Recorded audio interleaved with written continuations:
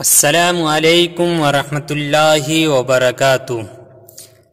ناظرین، آج بات کریں گے سورہ بقرہ کی آیت نمبر 10 کے تعلق سے۔ اس کا ترجمہ اور اس کی تفسیر آپ تک پہنچائیں گے۔ اس سے پہلے کہ آپ اگر ہمارے چینل پر نئے آئے ہیں تو چینل کو سبسکرائب کر لیں، ویڈیو کو لائک کر دیں اور اپنے دوستوں تک شیئر کر دیں۔ اللہ تعالیٰ سورہ بقرہ کی آیت نمبر 10 میں ارشاد فرماتا ہے، فی قلوبہم مرض فزادہم اللہ مرضا ولہم عذاب علیم بما کانوا یکذبون۔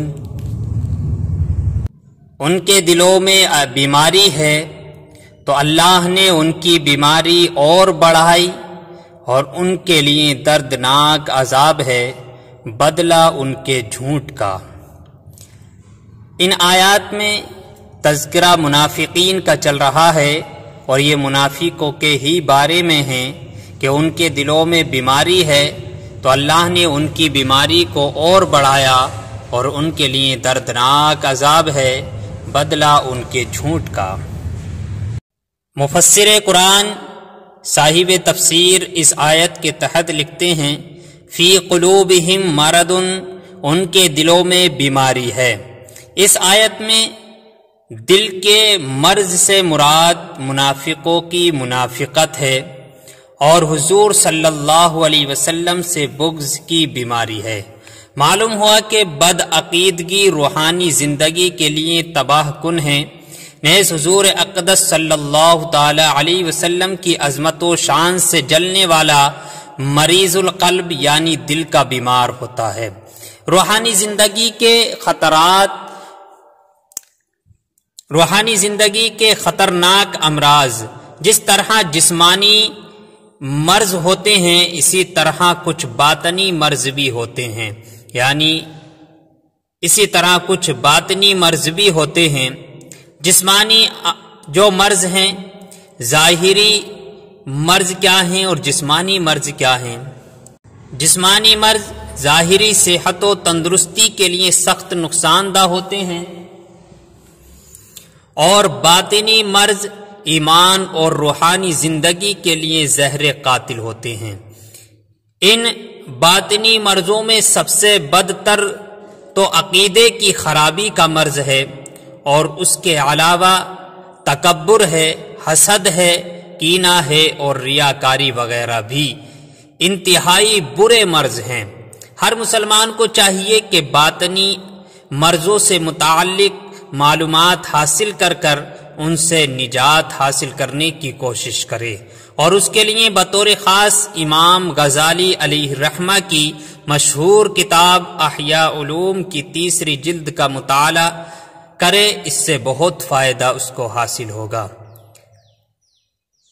فزادہم اللہ مرضا، تو اللہ نے ان کی بیماری میں اور اضافہ کر دیا۔ مفسرین نے اس اضافے کی مختلف صورتیں بیان کی ہیں، ان میں سے 3 صورتیں میں آپ کو بیان کروں۔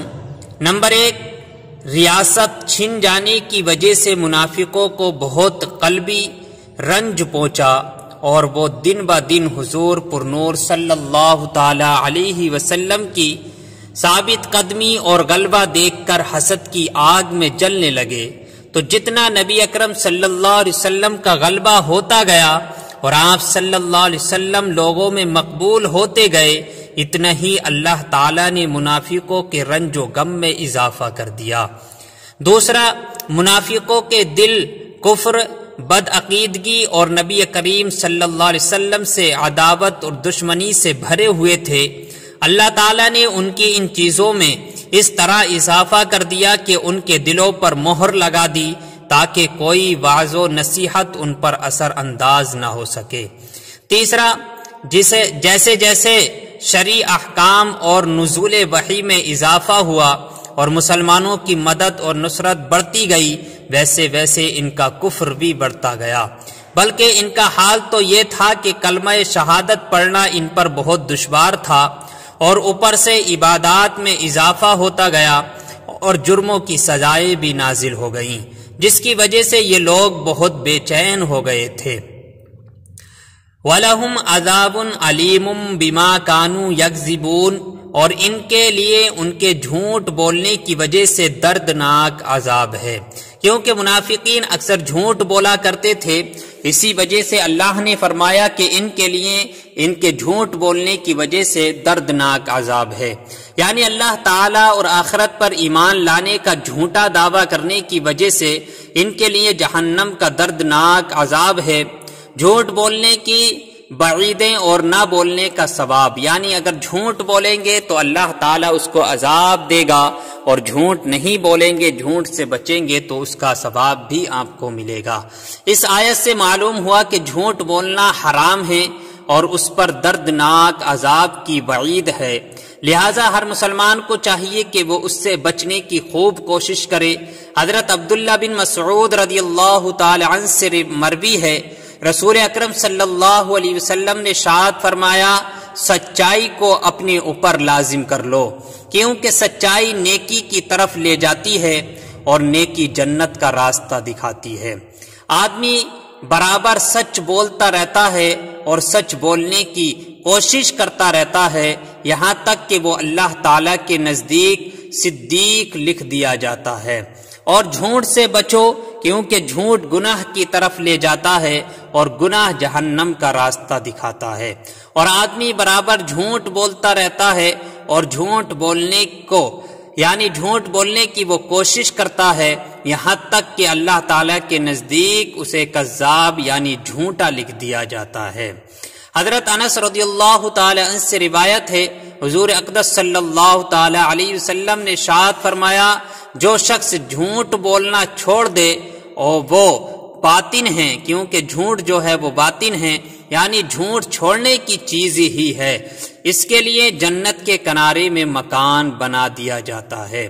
یعنی جو جھوٹ بولنا چھوڑ دیتا ہے اللہ تعالیٰ اس کے لیے جنت میں مقام بنا دیتا ہے۔ تو جھوٹ سے ہر ایک کو بچنا چاہیے، جھوٹ بولنے سے جہنم میں جانے کا خطرہ ہے، اللہ تعالیٰ اسے جہنمیوں میں لکھ دیتا ہے، یعنی کذاب لکھ دیتا ہے، جھوٹا لکھ دیتا ہے، اور جھوٹ جو ہے وہ جہنم کا راستہ ہے، اس لیے اسے چھوڑ دینا چاہیے اور نیکی کریں اور سچ بولیں، کیونکہ سچ جو ہے وہ جنت کا راستہ ہے، جنت تک لے جانے کا راستہ ہے۔ اللہ تعالی ہم سب کو سچ بولنے کی توفیق عطا فرمائے، ان تمام باتوں پر عمل کرنے کی توفیق عطا فرمائے، آمین یا رب العالمین۔